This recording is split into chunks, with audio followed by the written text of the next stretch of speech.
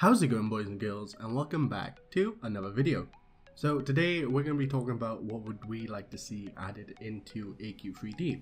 Now, with the help from you guys over on Twitter, I've compiled some of your guys' thoughts, so let's get into this. Now, we don't want to turn this game into a dating sim, but what we can do here is allow two players to buy an item for gold or DC. So let's say a ring for this instance.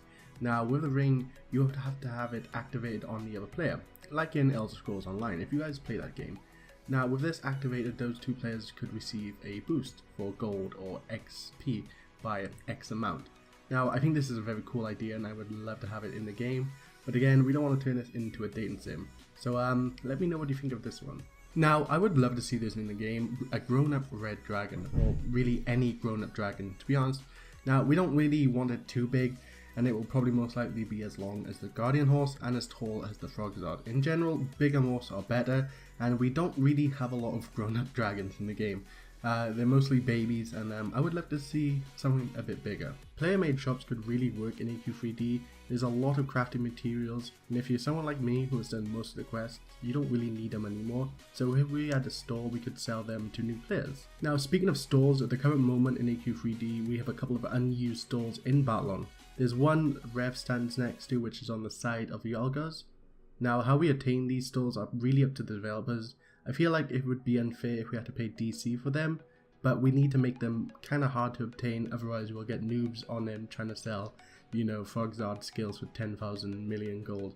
Not a good idea, but I would love to see this in the game. Item enchants. Now, this is probably going to come into the game in some form. But let me explain how this could work. In reality, it would work like it does in AQ Worlds, with a twist. You take said item to Cicero and he would add a bonus stat to that weapon.